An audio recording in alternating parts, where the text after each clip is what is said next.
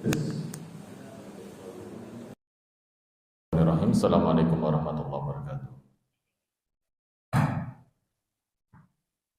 Innal hamdalillah nahmaduhu wa nasta'inuhu wa nastaghfiruh. Wa na'udzu billahi min shururi anfusina wa sayyiati a'malina. May yahdihillahu fala mudilla lahu wa may yudlil fala hadiya lahu. Wa asyhadu an la ilaha illallah wahdahu la syarika lahu wa asyhadu anna Muhammadan 'abduhu wa rasuluhu alladzi la nabiyya ba'dahu fa ibadallahi. Binafsi wa iyyakum bitakhlaq faqad fazal muttaqun. Qala Allahu jalla wa ala fi kitabil aziz ya ayyuhalladzina amanu taqullaha haqqa tuqatih wa la tamutunna illa wa antum muslimun. Ya ayyuhan nasu taqu rabbakum alladzi khalaqakum min nafsin wahidah wa khalaqa minha zawjaha wa batha minhuma rijalan katsiran wa nisaa'a wattaqullaha alladzi tasaaluna bihi wal arham innallaha kana 'alaikum raqiba. Ya ayyuhalladzina amanu taqullaha wa qulu qawlan sadida yuslih lakum a'malakum wa yaghfir lakum dhunubakum wa may yuti'illaha wa rasulahu faqad faza fawzan 'aziman. Fa asqal hadithi kitabullah wa khairul huda Muhammadin sallallahu alaihi wa ala alihi wasallam. Wa syarrul umuri muhdatsatuha wa kullu muhdatsatin bid'ah wa kullu bid'atin dhalalah wa kullu dhalalatin finnar. Jamaah sedang salat subuh, a'azakumullah jami'an. Segala puji bagi Allah Subhanahu wa taala tentunya yang telah melimpahkan kita bersama nikmat iman, nikmat Islam, nikmat di atas sunnah sallallahu alaihi wasallam. Dan yang paling utama kita senantiasa mohon kepada Allah Subhanahu wa taala agar Allah Azza wa Jalla senantiasa melimpahkan nikmat itu semuanya hingga kelak di saat Allah ambil nyawa kita dalam keadaan khotimah tentunya. Yang kedua, hari ini kita akan sampaikan pembahasan lanjutan dari kitab Bulughul Maram, masuk dalam kitab Sholati, hadis yang ke-130 4 atau 5 hari ini ya. Saya ulang sebentar, hadis yang kemarin 134 dari sahabat Abi Hurairah radhiyallahu anhu, anna Nabi sallallahu alaihi wasallam qaal, yang ia menceritakan bahwasanya Nabi sallallahu alaihi wasallam dawuh dalam sabda beliau, man atraka minas subhi rak'atan, barang siapa di antara kalian mendapatkan dalam salat subuhnya satu rakaat, yaitu satu sajadah, satu rakaat yang dapatkan qabla an tatlu asy-syamsu, sebelum matahari itu terbit. Dalam artian bukan kemungkinan di antara kita saat dalam momen-momen tertentu kita kesiangan bangunnya sehingga menjumpai waktu sholat subuh tersebut mepet dan cuma dapat satu rakaat menjelang tulu'us syams, menjelang matahari itu terbit. Hingga Nabi menyatakan bagi seorang hamba Allah Subhanahu wa taala yang sempat sholat subuh di akhir waktu dapat satu rakaat sebelum matahari terbit, beliau menyatakan faqad adraka subha, maka orang semacam ini telah dapat ganjaran pahala sholat subuh. Yang kedua beliau menyatakan wa man adraka rak'atan minal asri, termasuk pula di antara kalian bukan kemungkinan, mungkin karena kecapean, faktor kerja banyak beban dan sebagainya, hingga suatu ketika tidur dan kemudian gak sempat sholat asar, bangun menjelang maghrib. Beliau menyatakan di antara kalian pula bukan kemungkinan man adraka rak'atan minal asri, dapat satu rakaat sholat asar qabla an taghruba syamsu, sebelum matahari tenggelam di bundaranya. Faqad adrakal asra, maka orang semacam ini pun sama, tetap dapat ganjaran sholat asar karena ada udzur di sini. Wali muslimin, dalam Sahih Muslim menyatakan dari Aisyah radhiyallahu anha, nahwu seperti itu pula pengucapannya, waqal, tapi Nabi dawuh sajadatan badala rakaatan, badala rakaatin. Satu kali sujud atau satu paket sujud dalam satu rakaat adalah pengganti rakaat dalam satu kesempurnaannya. Sumakal enggak mudah dawuh juga, wa sajadatu innamah hiya rakaatu, dinamakan kalimat sajadah barang siapa ada satu sujud artinya adalah pengganti satu rakaat. Ini ucapan dari Rasulullah Shallallahu Alaihi Wasallam. Kita masuk hadis berikutnya, hadis yang ke-135 tentang masalah bayanu syai'un min awqatin nahyi anis sholati, tentang penjelasan waktu-waktu yang dilarang sholat di dalamnya.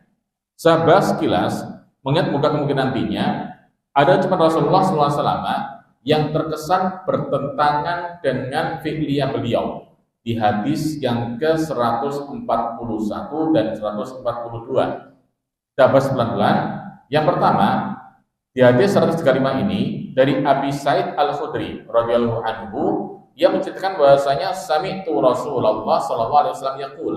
Beliau menyatakan, aku sempat mendengar Rasul alaihi salatu wasallam dawuh satu kalimat ini, la sholata ba'da subhi.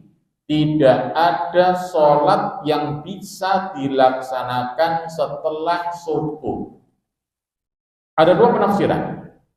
Apakah mana ini terkait tentang masalah begitu terbit fajar shadiqah, ataukah terkait selepas sholat subuhkah? Saya ulang lagi. Kalimat ini membuka ihtimal dua kemungkinan. La sholata ba'da subhi. Tidak ada sholat yang bisa dilaksanakan, yaitu sholat sunnah maupun sholat rawatib yang dilaksanakan selepas subuh. Ada dua kemungkinan. Yang pertama terkait tentang masalah waktu begitu tulu'ul fajri, munculnya fajar shadiq. Atau yang kedua, membuka kemungkinan kalimat ini larangan sholat apapun itu selepas penunaian sholat subuh. Hatta tatlu asyams, hingga kemudian selepas itu munculnya matahari. Itulah momen-momen, kata beliau alaihi salatu wasallam secara umum, tentang masalah waktu yang pertama dilarang untuk menunaikan sholat sama sekali secara mutlak. Beliau menyatakan pula, di hadis yang berikutnya beliau menyatakan, wala sholata ba'dal asri, termasuk dalam ini pula waktu yang kedua dilarang untuk kalian jangan sekali-kali sholat ba'dal asri. Apakah selepas waktu asarkah ataukah selepas waktu sholat asarkah? Ini ada kemungkinan pula. Hatta taghibas syams, sampai kemudian matahari tenggelam. Hatta muttafaqun alaihi, dikeluarkan dalam Sahih Bukhari dan Sahih Muslim. Walafdzul muslimin, dalam lafaz Muslim dia mengatakan la sholata ba'da sholatil fajri. Lebih dijelaskan oleh beliau, tidak ada sholat yang bisa dilaksanakan setelah penunaian sholat subuh. Ini kaitan tentang masalah sholat sunnah muakkadah atau sunnah rawatib. Tidak ada rawatib tentang masalah sholat selepas penunaian sholat subuh. Walahu, dari Muslim pula, an Uqbah bin Amir, dari Uqbah bin Amir radhiyallahu anhu, beliau menyatakan kalimat ini, salasu sa'atin, ada 3 momen, ada 3 waktu.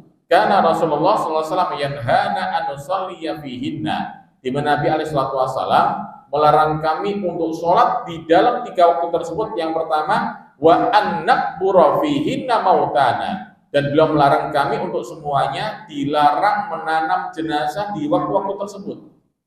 3 waktu ini Nabi melarang untuk umat Islam sholat di dalamnya di waktu-waktu tersebut. Yang kedua, Nabi melarang untuk umat Islam, umat beliau alaihi salatu wasallam, untuk menguburkan jenazah kaum muslimin di 3 waktu tadi. Yang pertama kata beliau, hina tatlu'us syamsu, saat matahari terbit, bazighatan, yaitu muncul cahayanya, hatta tartabiya, sampai dia tinggi kemudian. Tinggi nantinya ada penerjemahan setinggi rumh itu semacam tombak kecil. Yang kedua, waktu yang kedua, wahina yaqumu qa'imud dhahirati hatta tazula syamsu. Di saat seorang hamba di mana bayangannya tertutup oleh badannya. Apa makna kalimat ini, Pak? Bayangannya tertutup badannya. Jadi pas matahari tepat di atas kepala, di tengah-tengah puncaknya cahayanya di siang hari tersebut, di mana sebuah bayangan atau sebuah benda tidak ada bayangan sama sekali. Hatta tazula syamsu, hingga kemudian zawal, yaitu arahnya matahari secara perlahan mengarah ke tempat tenggelamnya. Itulah masuknya waktu sholat duhur. Yang ketiga kata beliau, wahina tadayyafu syamsu bil ghurub. Yang ketiga waktunya adalah di saat matahari mengarah ke tempat tenggelamnya. Bapak Ibu memuliakan, matahari terbit hingga kemudian agak memanas sedikit, itu kurang lebih saat waktu kita bisa tunaikan sholat syuruk antara 10 hingga 15 menit. Itulah timing ketika seorang hamba bisa tunaikan sholat sunnah selepas sholat subuh. Untuk masalah kapan waktu yang Allah haramkan terkait tentang masalah di saat matahari tenggelam tidak lama, tidak selama matahari saat terbit, dilarangnya itu. Dalam artian bundaran dari matahari begitu menyentuh ufuk sampai hilang bundarannya itu cuma bukan antara 2 hingga 3 menitan saja. Hingga muncul yang syafaq nantinya, mulai muncul sisa warna-warna putih hingga warnanya merah, itulah sisa cahaya matahari saat masuk sholat maghrib. Paham sekilas kira-kira? Dari hadis ini, Bapak Allah muliakan, wal hukmu tsani, ada hukum yang kedua inda Syafi'i, dari riwayat Imam Syafi'i min hadisin Abu Hurairah radhiyallahu anhu bi sanadin dhaif, yang beliau menukilkan dari sanad dari Abu Hurairah radhiyallahu anhu tapi dengan sanad yang lemah. Wa zada Asy-Syafi'i menambahkan satu kalimat ini, illa yaumul jum'ati, kecuali saat hari Jumat. Perhatikan Bapak muliakan, ada para imam menguatkan pendapat tentang masalah sholat ketika matahari zawal. Matahari zawal hukumnya haram untuk sholat. Dalam tambahan ini, beberapa ulama menguatkan, di antara Syekhul Islam Ibnu Taimiyah rahimahullah ta'ala, serta ulama kontemporer yaitu Syekh Abdullah bin Baz rahimahullah ta'ala. Beliau menyatakan, untuk hari Jumat tersebut adalah istisna atau pengecualian. Buka kemungkinan, kita sholat Jumat datang lebih awal. Betul Bapak? Datang awal atau pas adzan? Datangnya sebelum adzan atau pas adzan?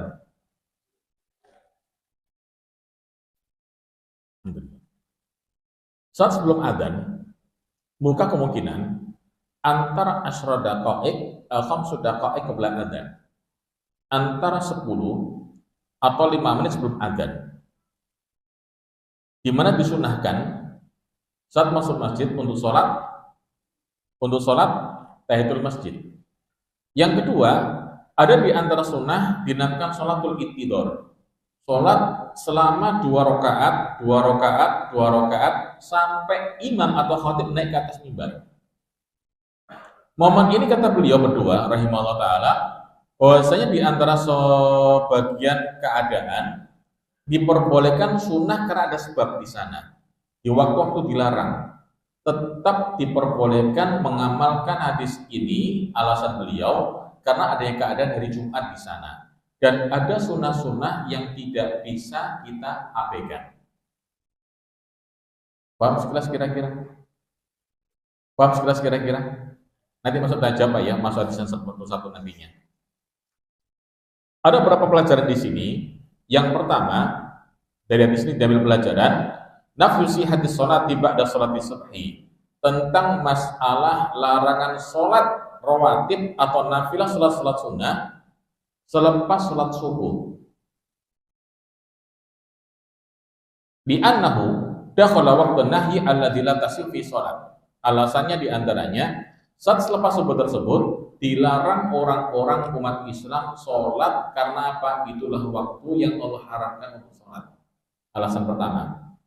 Pendapat yang kedua atau faedah hadis yang kedua, nafsi hadis sholat ba'da sholatil asri, larangan tentang sholat rawatib selepas sholat asar, bi annahu dakhala waqtun nahyi alladzi la tasih sholatu fihi.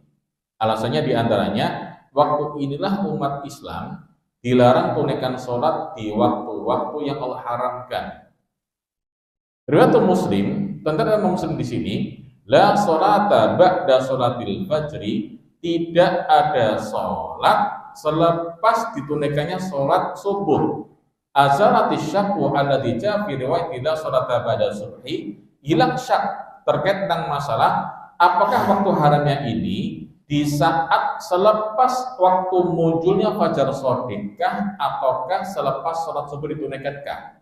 Dalam artian, berat Muslim ini menguatkan bahasanya makna hadis tersebut larangan sholat sunnah atau rawatib adalah selepas ditunaikannya sholat subuh. As-sa'atu salas allati yunha fiha anis sholati wa dufnil mauta wa hiya, tentang 3 waktu sholat yang dilarang dan 3 waktu yang dilarang untuk menanam jenazah. Tadi saya jelaskan, min tulu'i syamsi hatta tartafiya qaydu ruhi wa tazulu humratuha, yaitu saat matahari muncul terbit hingga setinggi yang namanya rumah, tombak kecil. Wa tazulu humratuha, hingga hilang warna merah saat terbitnya matahari awal. Yang kedua, hina yantahya irtifa'u syamsi hatta tazul, saat matahari tegak di tengah-tengah persis hingga zawal mengarah ke tempat tenggelamnya, diawali masuk waktunya sholat duhur. Yang ketiga diantaranya, hina tamilu ilal ghurub hatta yatimu ghurubuha, saat matahari tenggelam sampai sempurna hilang bundaran matahari di tempat ufuk tersebut. 3 waktu ini dilarang, dan bagi para mudin buka kemungkinan ngantarkan jenazah sebelum waktu ini. Pas sampai kuburan ternyata saya ngeduk turun mari, buka kemungkinan nggak kira-kira? Pernah ngalami bapak ngantarkan jenazah sampai di kuburan saya ngeduk turun mari? Pernah ngalami di sini? Pernah kan? Buka kemungkinan pula kita antarkan jenazah pas jam 4:30. Mungkin karena macet dan sebagainya, ambulan hingga gak bisa gerak sampai di pemakaman jelang tenggelamnya matahari. Ada 2 kemungkinan kita bisa pilih. Yang pertama, tetap makan jenazah hingga saat menjelang tenggelamnya matahari kita berhenti dulu. Sampai pada tenggelam, masuk adzan maghrib kita tuntaskan kemudian. Selepas kita tuntaskan, kita sholat maghrib setelah itu. Termasuk diantaranya pula pemakaman pada subuh. Mungkin gak kira-kira? Di Madinah, di Makkah Mukarram hal yang biasa. Selepas sudah saya disolatkan seperti kami dulu rahimahullah taala wafat di Madinah, selepas disolatkan Masjid Nabawi diantar pemakaman baki sampai menjelang matahari itu terbit. Dalam artian boleh mengangkat jenazah baik saat selepas subuh, saat pagi hari, siang hari maupun malam hari. Boleh, gak ada masalah. Dan untuk malam hari baik dihindari. Karena apa? Itu muridnya untuk para peziarah, menyebabkan para pengantar jenazah entah itu kena kerikil yang tajam atau kena duri yang tajam. Harapnya untuk kedudukan kaum muslimin dimakamkan yang paling mudah waktunya serta di antara adat yang kita alami di sini di Indonesia tentunya.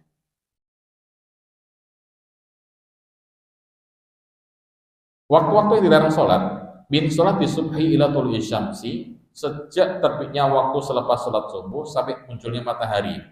Yang kedua, min tulu'i syamsi hatta tartafiya qadra rumhin, munculnya matahari sampai setinggi tombak. Yang ketiga, inda qiyami syamsi halal istiwa'i hatta tazul, saat matahari tengah-tengah persis hingga kemudian zawal mengarah ke tempat waktunya sholat duhur. Atau yang keempat, min ba'di sholatil asri ila isfarar syamsi, selepas sholat asar sampai jelang matahari warnanya merah atau menguning.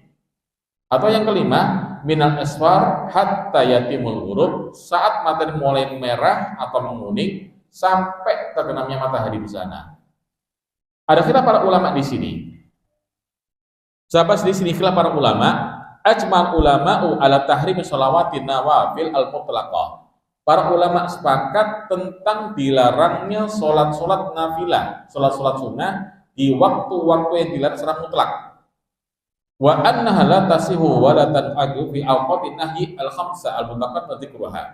Alasan mereka di antaranya 5 hal waktu tersebutlah yang sangat dilarang umat Islam dengan sholat-sholat yang sunnah.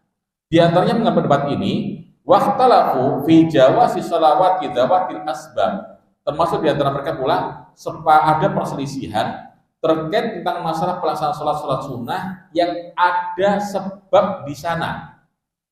Ada sholat-sholat sunnah yang ada sebab hingga orang muslim bisa sholat, menunaikan sholat ibadah untuk Allah Subhanahu wa taala. Contoh misalnya selepas orang wudu.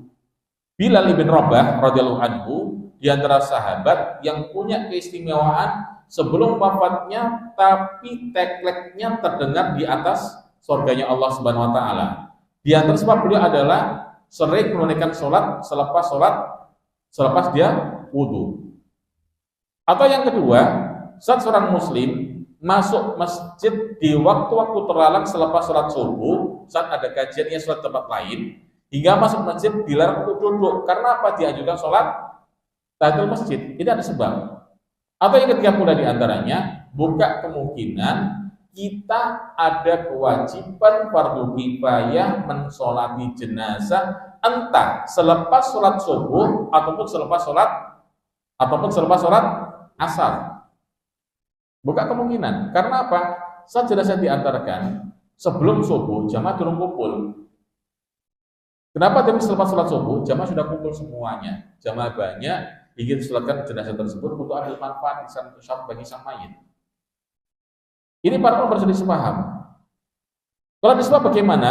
Dzaba a'immatu salasa. Tiga para imam ini menyelisih. Yang pertama Abu Hanifah, wa Malik, wa Ahmad fil masyhur min madhhabihi ila adami jawazi naqdi sholati fi awqatin nahi mutlaqan. Di mana tiga imam ini menyatakan dilarang tunaikan sholat sebab apapun itu di waktu yang diharapkan oleh Allah Subhanahu wa taala. Walaupun ada sebab tertentu untuk dilarang. Karena apa? Sunnah tidak bisa dikalahkan atau mengalahkan perkara yang diharapkan oleh Allah Subhanahu wa taala. Bedakan Pak, perkara yang haram dengan perkara yang wajib bisa dikalahkan.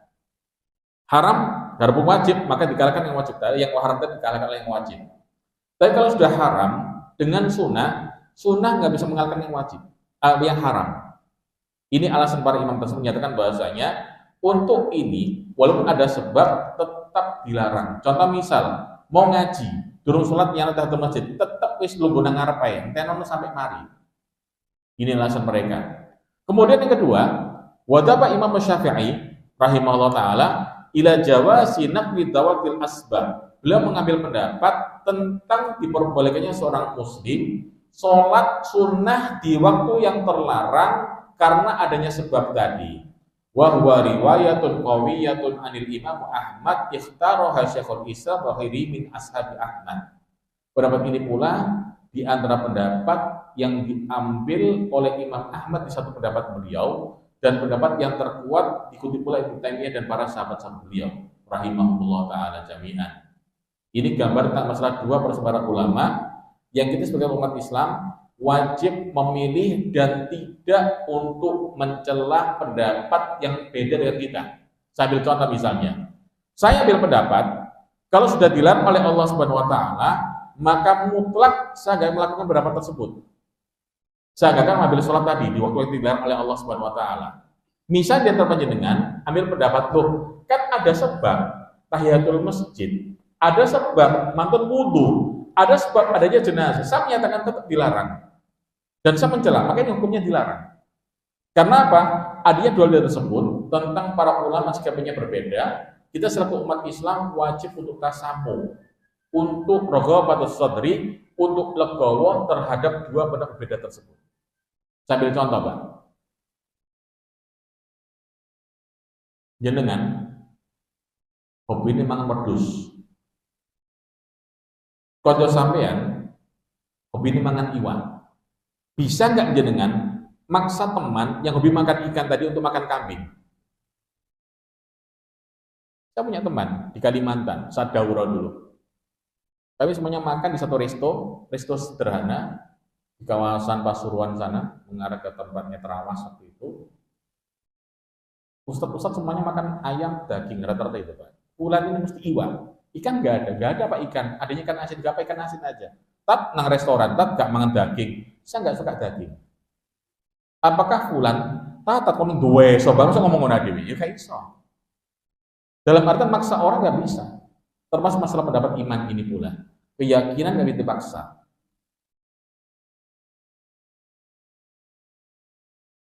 Ada pertanyaan? Wal hikmatu fi nahyi anis sholati fi hadhil awqat.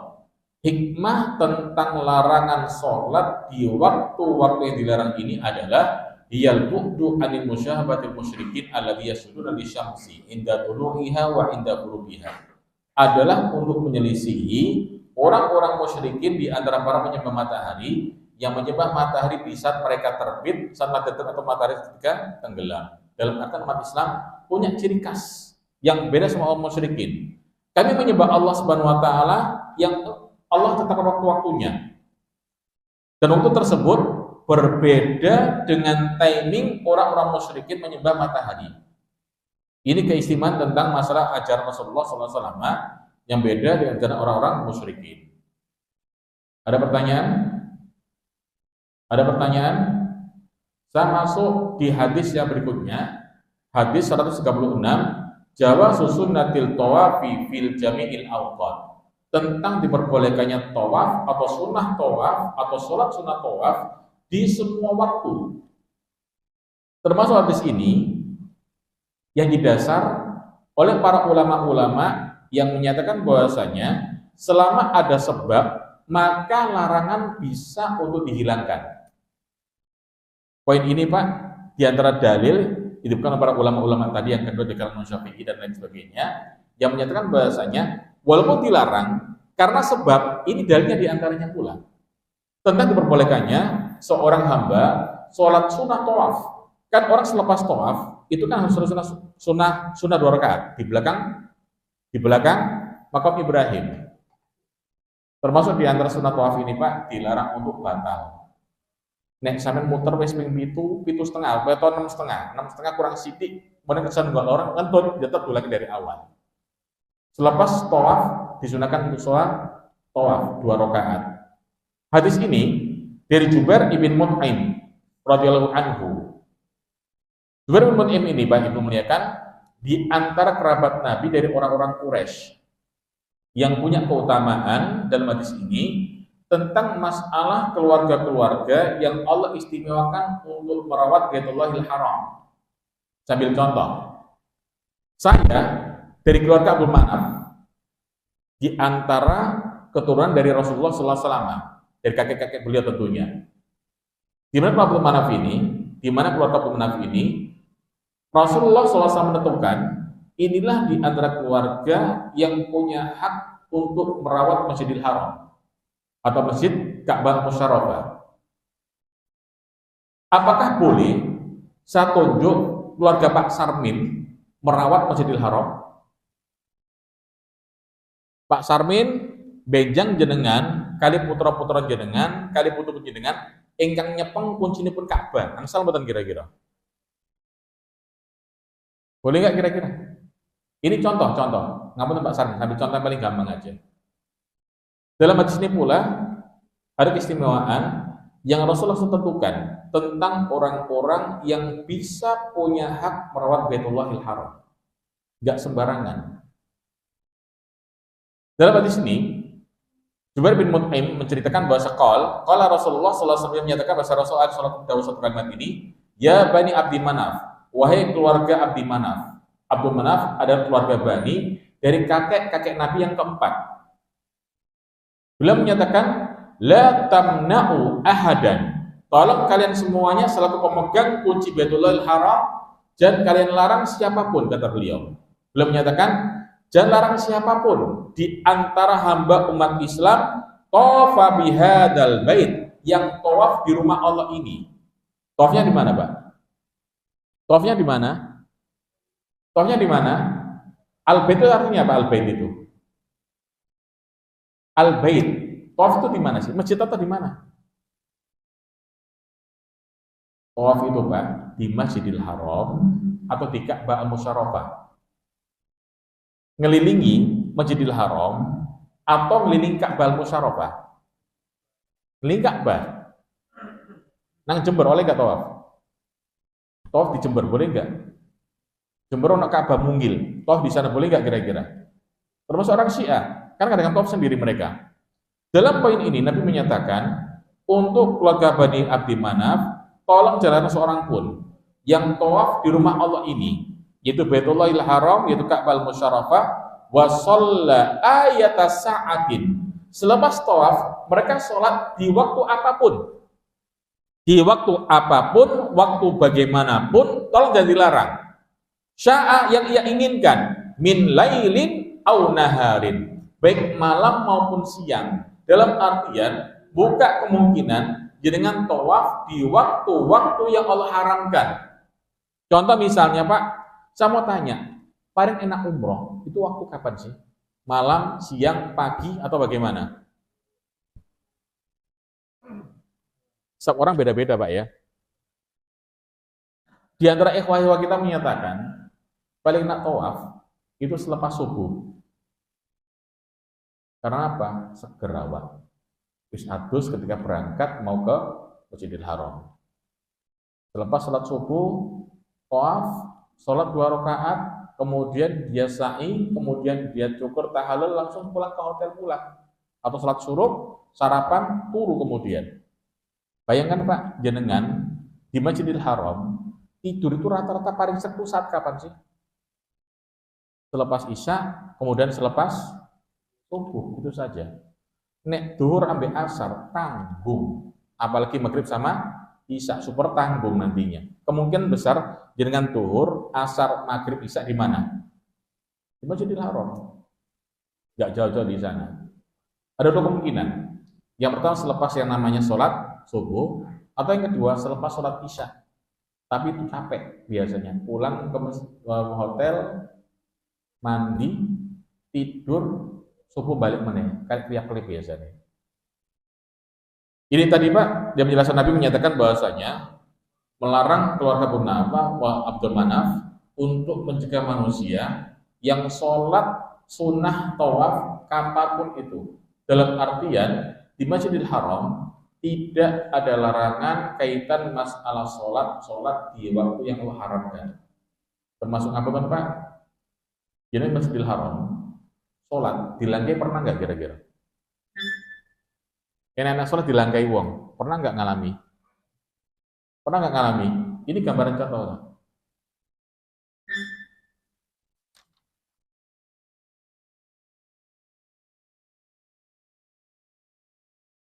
Saya masuk pada hadis yang berikutnya. Hadis yang 137.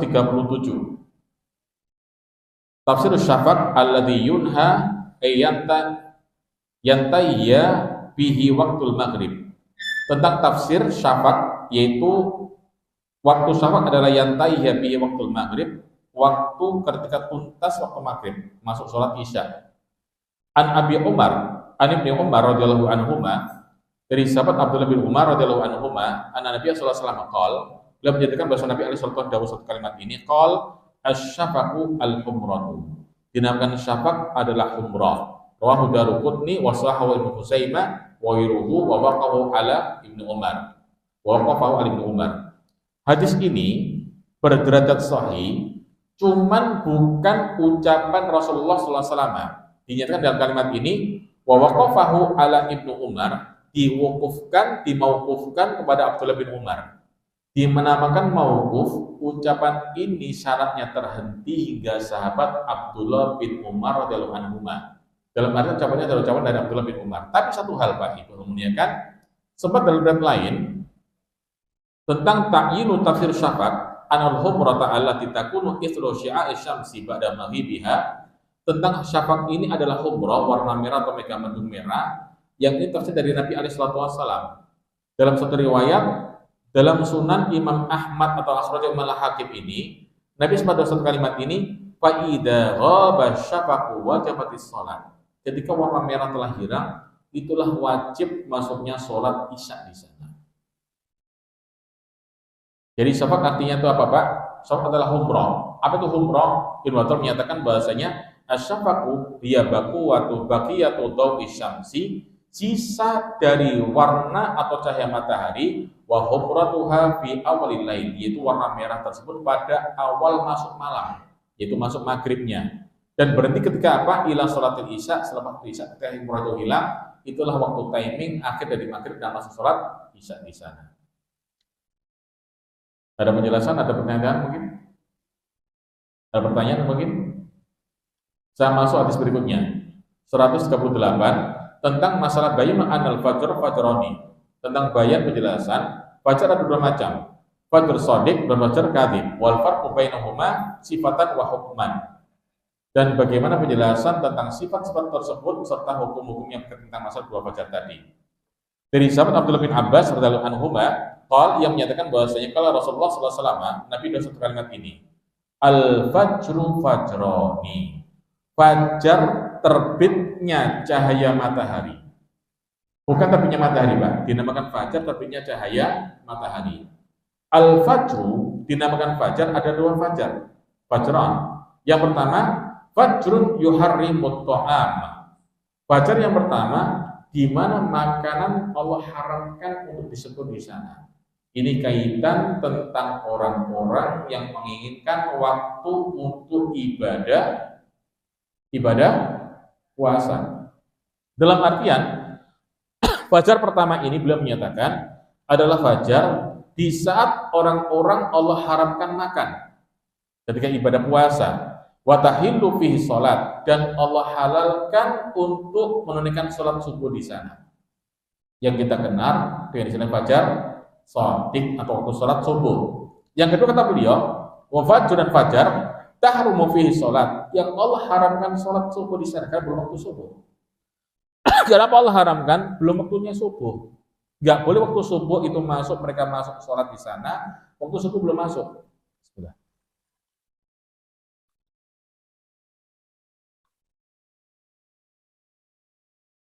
Yang kedua kata beliau, fajrun tahrumu fi sholat, fajar saat Allah haramkan waktu sholat, karena waktu subuh belum masuk di sana. Salatu subhi wa yahilu fi ta'am, yaitu tapi makan masih Allah halalkan dalam arti waktu sahur. Rawahu Ibnu Huzaimah wal Hakim wa sahihah. Kalau Ibnu Huzaimah sama Hakim dan keduanya mensahihkannya. Wal Hakim dalam Sahih Hakim min hadits Jabir dan Jabir wa nahwu wa zada fi alladhi yuharimu ta'am, termasuk tentang masalah penambahan waktu-waktu yang haramkan makanan. Beliau menyatakan innahu yadhabu mustaqilan fil ufuq. Saat ketika makan Allah haramkan, munculnya fajar ini mustaqilan fil ufuq, memanjang ke arah ufuk. Apa itu ufuk, Bapak Ibu? Dinamakan ufuk adalah batas langit yang nempel pada ujung bumi. Apa, Bapak Ibu? Batas langit yang nempel pada ujung, itulah ufuk. Saya ambil contoh, kita ke pantai, kita ada garis di sana, itulah ufuk. Dalam poin ini, kapan Allah haramkan makanan ketika fajar itu muncul? Di saat innahu yadhabu mustatilan fil ufuk, di saat ufuk ini mulai memanjang, cahayanya memanjang. Itulah fajar shadiq, gimana cahaya putih tidak akan sirna begitu munculnya cahaya tersebut. Beda kalimat yang kedua, wabil akhir tentang setelah fajar yang kedua beliau menyatakan innahu kadana bi sirhan. Untuk yang kedua bentuk fajarnya kayak ekor serigala, yaitu memanjang ke arah atas, putih ke arah biru warnanya itu biasanya. Jadi sebentar saja, ini fajar katib istilahnya, di mana Allah halalkan untuk makan, tapi Allah haramkan waktu sholat subuh, bukan belum waktu subuh di sana. Dalam hadis yang lain, dalam musnad atau dalam Sahih Imam Al-Hakim, dinyatakan oleh Rasulullah SAW, beliau menyatakan bahwasanya al-fajr fajran, fajar dua fajar, kata beliau. Wa ammal ladzi yakunu kadza nabi sirhan, tentang fajar yang mirip kayak ekor serigala adalah fala yahilu sholatu, tidak halal salat di sana. Karena fajar kadhib muncul sebentar, memanjang ke arah dari selatan ke utara, itu enggak lama, cuma sebentar aja. Allah haramkan waktu itu sholat. Wala yahilu sholat, tidak halal untuk sholat. Wala yuharimu ta'am, tapi makan masih diperbolehkan bagi orang yang mau sahur di sana. Wa amal ladzi yadhabu mustatilan fil ufuk, adapun di antara yang lainnya fajar yang kedua, di saat cahaya muncul memanjang di ufuk, itulah warna putih tadi, fil ufuk fa innahu yahilu sholat, itulah waktu sholat dihalalkan, telah masuk sholat subuh. Wa yuharimu ta'am, dan Allah haramkan waktu makan bagi orang berpuasa di sana. Saya masuk pada hadis yang berikutnya, hadis yang ke-139 dari sahabat Abdullah bin Mas'ud radhiyallahu anhu, yang ia menyatakan bahasanya beliau dawuh, qala Rasulullah sallallahu alaihi wasallam, Nabi dawuh satu kalimat ini sallallahu alaihi wasallam, afdalul a'mal, sebaik-baik amal itu adalah as-sholatu fi awwali waqtiha, sebaik-baik amal adalah sholat fi awwali waqtiha, di awal waktu yang pertama kali muncul di sana. Hadis ini derajatnya adalah sahih, dikeluarkan oleh Tirmidzi, satu malah Hakim dan Sahih, dan duanya tersebut mensahihkannya. Wa asluhu fi sahihaini. Secara asal Imam Bukhari dan Imam Muslim juga mengeluarkan hadis ini pula. Sahabatkan hadisnya. Yang kedua, Imam Bukhari Imam Muslim mengeluarkan hadis yang sama dari sahabat Abdullah bin Mas'ud radhiyallahu anhu dilafzi dengan lafaz sa'altu Nabi alaihi salatu wasallam, yang menyatakan saya sempat tanya kepada Rasulullah sallallahu alaihi wasallam ayil amali ahabbu ilallah, tentang amal model bagaimana yang sangat Allah suka dan Allah cinta. Nabi jawab kemudian as-sholatu li waqtiha, salat li waqtiha. Beliau enggak menyatakan fi awal waqtiha, tapi menyatakan as-sholatu li waqtiha, salat li waqtiha, di waktunya. Perhatikan Pak, kalimat lam ini bimakna bidayah, yaitu awal waktu. Karena apa? Dalam satu ayat Al-Quran, dalam surat At-Tolak ayat yang pertama, surat At-Tolak ini adalah di antara surat-surat yang ada di juz yang ke-20. Surat At-Tolak di antara surat yang Allah kumpulkan di juz yang ke-20, 7, 8, 9, 30 atau 32, juz 29. Ayat pertama Allah menyatakan fatalliquhunna li'iddatihinna, maka ya Muhammad ceraikan mereka li'iddatihinna. Ini pun menggunakan lam. Lam ini artinya fi bidayah ay fi awali iddatin, itu awal masa iddah mereka. Talak mereka semuanya Muhammad, istri yang bangga tersebut pada awal iddahnya. Di dalam Sahih Bukhari ini pula Rasul menyatakan as-sholatu li waqtiha ay li awwali waqtiha, yaitu sholat pada awal waktunya. Tapi ngapunten, hadis sebelumnya Rasul menyatakan tentang dua macam sholat yang buka kemungkinan kita akhirkan sebentar. Yang pertama tentang ibradus sholat dhuhri, menunggu waktu zuhur ketika suasana dalam keadaan agak dingin. Masih ingat kemarin Pak Ibu? Masih kemarin Pak? Ada timing kata Rasulullah SAW, diperbolehkan sholat zuhur menunggu untuk waktu ibrad, waktu dinginnya posisi panasnya. Jadi di antara dua sholat yang Nabi alaihi wasallam ngasih rukhsah untuk mengakhirkannya, nunggu sebentar, enggak dari awal waktunya. Atau yang kedua, yaitu sholatul isya. Nabi sempat mengakhiri waktu sholat isya saat para sahabat lelet. Apa itu lelet Pak? Enggak ngumpul-ngumpul, hingga Nabi doa satu kalimat, innahu la waqtuha, inilah waktu yang terbaik, laula asyqa ala ummati. Kalau misalnya umatku enggak repot, tak wajibkan sholat akhir isya ini yang paling utama. Berhubung beliau mengingatkan para sahabat, keadaan sahabat, nek wis kumpul diawalkan, nek lelet diakhirkan. Ini poin bahasan yang 139 terkait dengan masalah sholat yang paling utama adalah sholat pada awal waktunya. Sama hadis yang 140 dari sahabat Mahdurata radhiyallahu anhu, dari Abi Mahdurata. Abi Mahdurah ini Pak Ibu muliakan di antara muadzin Rasulullah sallallahu alaihi wasallam. Beliau ini muadzinnya Nabi sallallahu alaihi wasallam di kota Makkahul Mukarramah.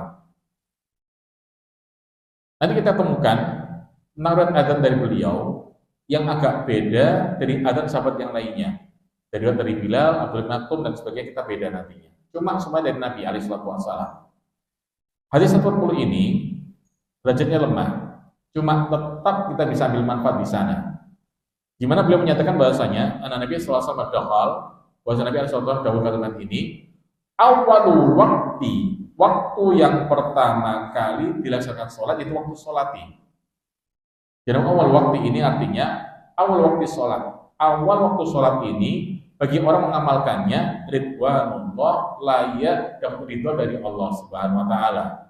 Wasatuhu rahmatullah, bagi di antara hamba yang agak ambil waktu tengahnya maka layak dari rahmat Allah Subhanahu wa taala.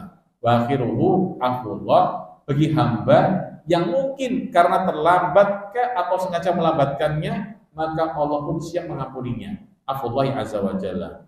Cuma satu hal Pak, kalimat ini oleh ulama komentari kemudian. Beliau menyatakan hadis itu bermasalah bisa dilihat dari dua sisi. Yang pertama dari matan, dari redaksi kalimat ini. Yang kedua dari masalah sanatnya. Kalau sanatnya orang-orang bermasalah, jelas di hadis ditolak. Yang kedua matanya nyeleneh. Termasuk kalimat ini belum menyatakan ridwanullahi azza wa jalla yata'allaqu bi fi'lil wajibat.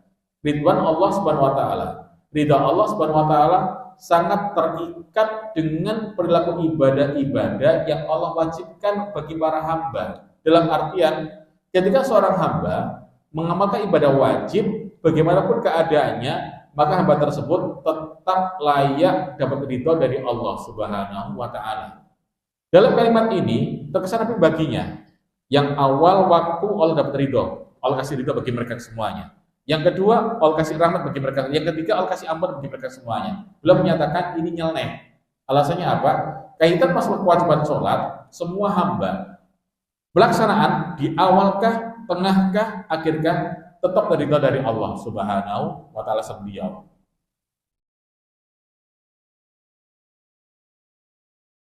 Sama hadis yang ke-141.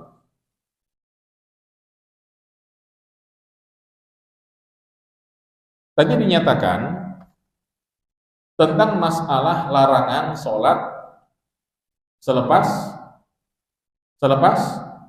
subuh dan selepas asar. Dari sahabat Abdullah bin Umar radhiyallahu anhu, anna Rasulullah sallallahu alaihi wasallam qala, Nabi sallallahu alaihi wasallam dawuh satu kalimat ini, la sholata ba'dal fajri ba'da sholatil fajri.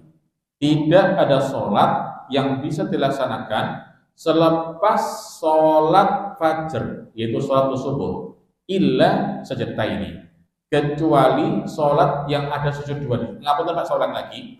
La sholata ba'da sholatil fajri, tidak ada sholat yang bisa dilaksanakan selepas sholat qobliyah 2 rakaat subuh.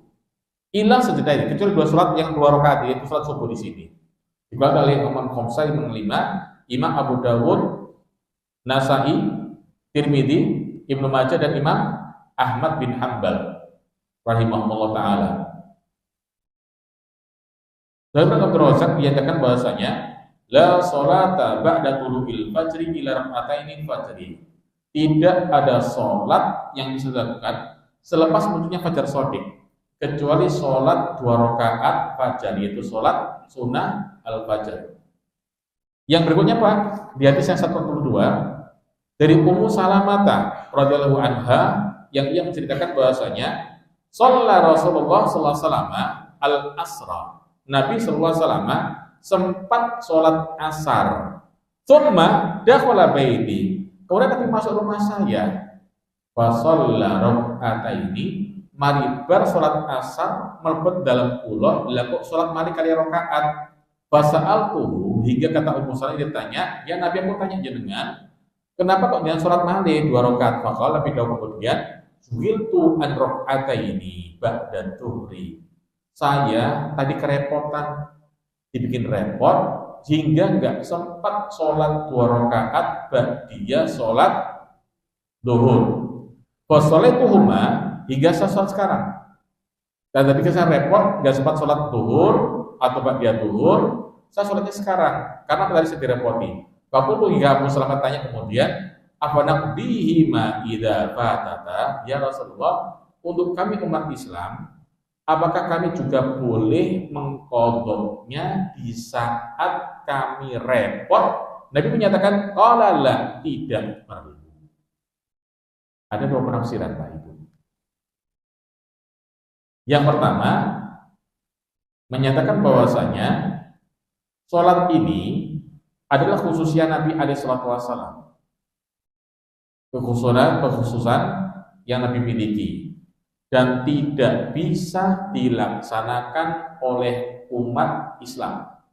Sambil contoh misalnya Pak, Nabi SAW menetapkan untuk dirinya sholat malam hukumnya adalah wajib untuk beliau SAW. Yang kedua, tentang masalah wisol. Wisol itu artinya tentang beliau punya kebiasaan terkadang selepas Ramadan atau waktu Ramadan tersebut, waktu masuk ketika beliau punya berbuka, beliau nyambung. Jadi umat Islam berbuka, beliau nggak berbuka, nyambung. Sampai masuk kemudian waktu sahur, baru beliau makan sahur di sana. Hingga beliau menyatakan, la tuwasilu, kalian tidak bisa misal seperti aku. Fa innallaha amanu wasaqani. Kalau aku kata Muhammad sallallahu alaihi wasallam, Allah yang ngasih aku makan, Allah ngasih aku minum. Untuk kalian jangan ditiru. Ini khususnya Nabi alaihi wasallam. Berapa pertama? Berapa kedua menyatakan tetap boleh seorang umat Islam sholat sunnah ba'diyah selepas sholat Yang pertama, hadis yang pertama dalam Sahih Bukhari Sahih Muslim, Aisyah menyatakan, ini kan dari Ummu Salamah yang menyatakan Nabi sempat mengqadha sholat ba'diyah zuhur selepas sholat asar. Dari Aisyah pun menyatakan bahwasanya matar ka Rasulullah sallallahu alaihi wasallam raka'ataini ba'dal asri indi qattun. Beliau menyatakan Nabi tidak pernah meninggalkan sholat 2 rakaat selepas asar di rumah saya qattun sama sekali. Dalam arti beliau istiqomah. Yang kedua, Aisyah menyatakan pula dalam Sahih Bukhari dan Sahih Muslim beliau menyatakan sholatani matarkahuma Rasulullah sallallahu alaihi wasallam fi baiti qattun siran wa alaniyah. Beliau menyatakan 2 sholat atau 2 rakaat yang Nabi tidak pernah meninggalkannya selama di rumah saya sama sekali. Jadi Nabi alaihi wasallam selama di rumah Aisyah tidak pernah meninggalkan 2 rakaat sholat ini sama sekali. Sirran wa alaniyah, baik saat ia sendirian maupun saat aku ada di terang-terangan. Beliau menyatakan raka'ataini qoblal fajri wa raka'ataini ba'dal asri, itu 2 rakaat sebelum subuh dan 2 rakaat setelah asar. 2 rakaat ini tidak pernah beliau tinggalkan sama sekali. Hingga pendapat yang kedua menyatakan ini di antara sholat sunnah yang bisa dilaksanakan selepas sholat asar selama matahari belum menguning. Termasuk satu sabda Nabi alaihi wasallam dari Ibnu Thalib, beliau menyatakan la tusallu ba'dal asri. Dan Ibnu Muhammad beliau menyatakan jangan di antara kalian sholat sunnah selepas sholat asar illa an tusallu wasyamsu murtafi'atun. Kecuali kalau sholat samsu matahari posisi masih tinggi, masih panas, maka diperbolehkan sholat di sana. Ini pendapat yang kedua. Dari hadis ini Pak Ibu muliakan ada 2 kaidah. Yang pertama kaidah usuliyah tentang masalah di saat Pak Ibu muliakan ada 2 hadis yang bertentangan antara qaul Nabi alaihi wasallam wa fi'lu Nabi alaihi wasallam, antara ucapan Rasulullah sallallahu alaihi wasallam dan perbuatan beliau terkesan berselisih paham. Maka dalam kaidah usuliyah diutamakan ucapan beliau. Sambil contoh misalnya, Nabi menyatakan la tasrabanna ahadukum qa'iman. Tolong untuk kalian jangan sekali-kali minum dalam keadaan berdiri. Secara fi'liyah beliau suatu ketika sempat satu uyel-uyelan minum air zam-zam dengan cara berdiri. 2 bertentangan. Yang pertama beliau melarang untuk minum sambil berdiri. Yang kedua, suatu ketika beliau sempat minum sambil berdiri. Para ulama menyatakan, maka dalam kaidah semacam ini tetap diutamakan yang dari ucapan Nabi alaihi wasallam. Nabi melarang tentang masalah keadaan sholat selepas sholat asar. Itu diutamakan. Tapi suatu ketika membuka kemungkinan seorang hamba perbolehkan sholat suatu ketika ahyanan, seketika, bukan istiqomah, tapi sekali-kali, tidak ada masalah. Termasuk apa tuan Pak? Terkait tentang masalah qadha, tentang masalah poin ini, tentang masalah sunnah-sunnah yang nggak bisa diqadha. Saya ambil contoh. Jenengan sholat sunnah Senin Kemis nggak sempat, boleh nggak diqadha kira-kira? Jenengan sempat sholat sunnah, siang sunnah Senin Kemis. Kemudian suatu ketika lepas sunnah ini, nggak sempat sunnah siang Senin kali Kemis. Saya mau tanya, sunnah Senin Kemis ini siang boleh nggak diqadha? Bisa nggak diqadha kira-kira? Nggak bisa diqadha. Tapi para ulama menyatakan ada 2 kemungkinan tentang sholat yang bisa diqadha. Yang pertama sholat rawatib, yang kedua adalah sholat witir. Alasannya diantaranya pula Dalam Sunan Al-Baihaqi terkait tentang masalah sholat sunnah rawatib yaitu qobliyah subuh. Dari sahabat Qais jadi Sa'din, dari Qais kakeknya Sa'ad, yang menyatakan bahasanya ro'ani Rasulullah sallallahu alaihi wasallam wa ana usolli rakatai fajri ba'da sholati subhi. Qais menyatakan bahasanya Nabi sempat melihat saya sholat 2 rakaat selepas ditunaikannya sholat subuh. Qais menyatakan Nabi sempat melihat saya sholat 2 rakaat selepas kami tunaikan sholat subuh berjamaah. Faqal Nabi Daud kemudian mahatani rakaatani ya Qais. Ya Qais, apa 2 sholat ini kau lakukan barusan itu? Sholat apa itu tadi? Qultu, dia menyatakan, ya Rasulullah, inilah akun sholaitu rakaatil fajr. Ya Rasulullah, saya tadi belum sholat sunnah qobliyah fajar. Wa huma hatani rakaatani, inilah 2 sholat yang saya lakukan. Pas kata Rasulullah SAW, Nabi itu diam. Ingat Pak, diamnya Nabi pertanda bahwa beliau adalah setuju, muafaq ala dzalik. Ini di antara poin-poin Pak dalam hadis 122 ini yang bisa tampil pendapat sebuah pemahaman bahwasanya senantiasa sebuah hadis dipahami oleh para ulama secara berbeda. Entah satu pendapat, 2 pendapat atau 3 pendapat.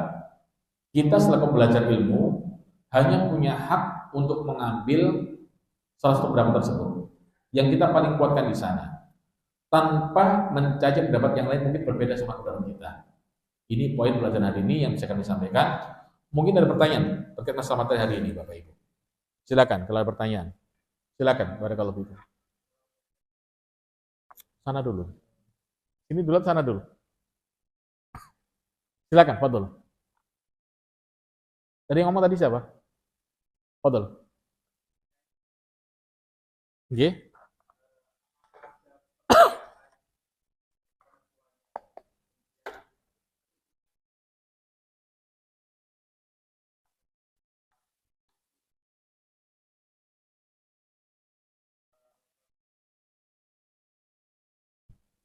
Barakallahu fikum.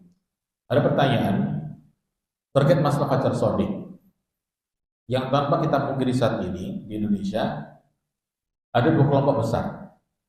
Kelompok pertama ditentukan oleh para ahli di Badan Meteorologi dan Fisika.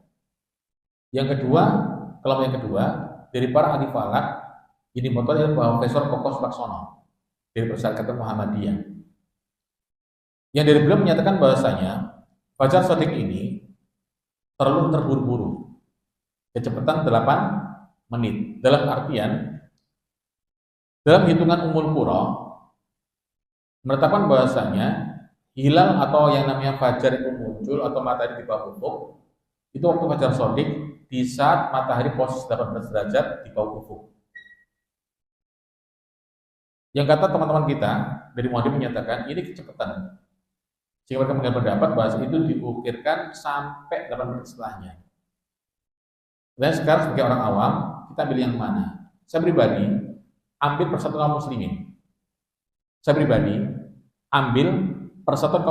Saya ambil contoh. Umul Qura atau Tauqitul Umul Qura diambil oleh sekian banyak kaum muslimin.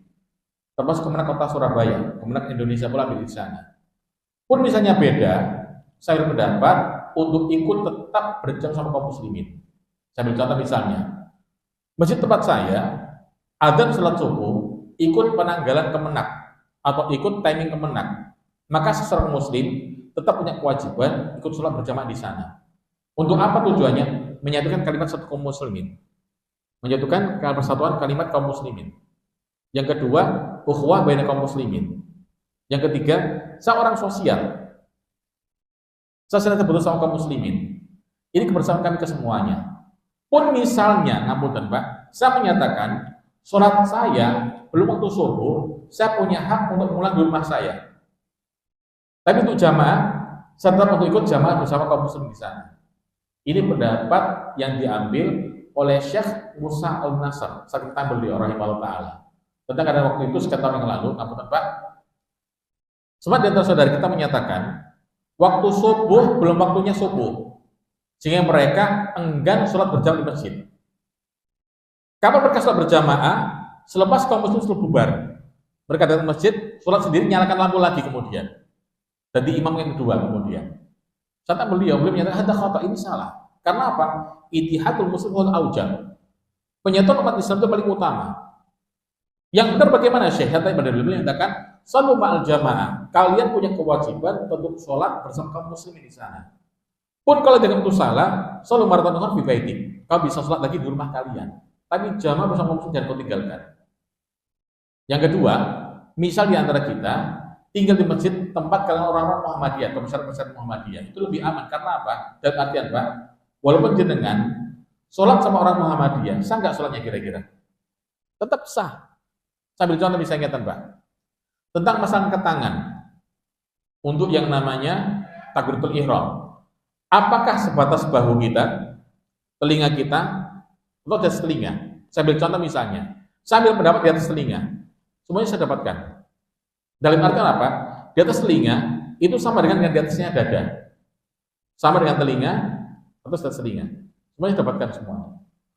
Sambil itu pula, misal saya sholat di masjid masyarakat Muhammadiyah, maka saya dapat semuanya. Dalam artian apa? Waktu telah masuk pasti itu. Waktu kan masih masuk itu, pasti masukkan itu kan. Sambil contoh misalnya, Kemenak saat ini subuhnya berapa Pak? 4 lebih berapa? 4 lebih berapa sekarang? 20 berapa? 22. Muhammadiyah melebihkan 8 menit setelahnya. Jadi 4 lebih 30 menit. Misal saya sholat subuh 4 lebih 35 menit, dua-duanya saya dapatkan. Paham kalimat ini kira-kira? Termasuk masjid kami, saya arahkan pada takbir, Pak, adzan tetap di waktu umat Islam adzan semuanya. Tapi untuk iqamat, akhirkan 20 menit di sana. Bahkan sama kaum muslim, alhamdulillah. Umat Islam di sana tempat kami Pak tahu kalau subuh untuk iqamat agak panjang. Karena apa? Itu waktu yang paling aman agar umat Islam tidak berselisih paham di sana. Ini yang saya ambil di sini. Wallahu ta'ala alam. Walaupun ngapunten Pak, masjid kita beda. Dia di sini mungkin beda. Wallahu ta'ala alam. Itu yang saya ambil saat ini. Yang kedua silakan.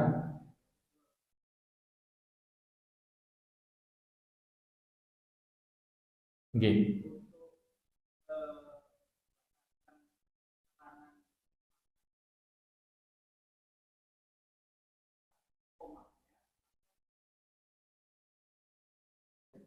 Untuk masalah batasan siang, apakah waktu saat ketika dia adzan-kah, mendengar adzan yang muadzinkah, atau ketika saat iqamat itu? Ada banyak pendapat di sana. Yang pertama mengambil pendapat ihtiyati, hendaknya mengakhirkan waktu makan sebelum adzan itu muncul. Itu ihtiyati. Yang kita kenal istilahnya waktu apa istilah dalam bahasa kita itu? Imsak, menahan. Cuma itu terlalu lama Pak, 7 menit itu terlalu lama. Yang paling tepat ada ketika waktu mendengar adzan. Misal contoh, mendengar adzan, posisi makan, boleh nggak lanjut kira-kira? Posisi adzan, mendengar adzan, boleh nggak lanjut kira-kira? Tetap dua pendapat Pak. Saya ambil contoh Syekh Utsaimin, beliau haramkan semuanya. Yang di mulut keluarkan, dilepeh. Ya durung ngombe itu resiko, kata beliau gitu. Saya ambil pendapat dari Abdullah bin Abbas radhiyallahu anhu yang beliau menyatakan idza sami'a ahadukum nida, ketika di antara kalian mendengar kalimat nida panggilan adzan wal ina ala yadi, dan minuman di tangan dia, fala yadahu, jadi diletakkan minum ini hatta yaqdi hajatan minum, sampai tunaikan hajat dari minum tersebut. Hingga di antara para ulama mengambil pendapat bahwasanya posisi makan dengan adzan tetap tuntaskan sampai tuntas yang di tangannya. Yang di tangannya, bukan ibu. Yang di tangannya. Tangannya apa? Di hadapannya ada piring, tuntaskan di piring itu saja. Gak usah nambah lagi.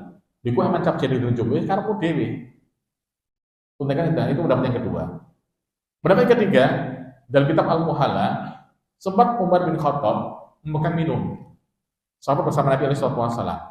Wasam iqamati sholat, sempat mendengar iqamah sholat. Tanya sama Nabi, ya Rasulullah, uridu shaum, ya Nabi, saya ingin siang. Wa sami'na iqamati sholat, dan kita mendengar iqamah sholat.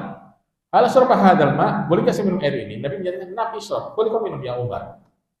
Cuma tadi cukup banget. Yang ketiga berisiko banget. Kenapa berisiko? Zaman dulu masih ada Nabi alaihi salatu wassalam. Ucapan dulu adalah hukum. Saat ini gak ada Nabi. Kita gak bisa menyatakan dia Nabi, boleh gak saya minum? Nabi telah wafat. Rasulullah SAW. Dalam artian, ambil pendapat yang paling utama, di saat mendengar adzan, tuntas kita berhenti selesai itu.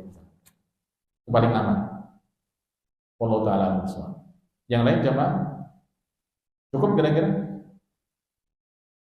Silakan.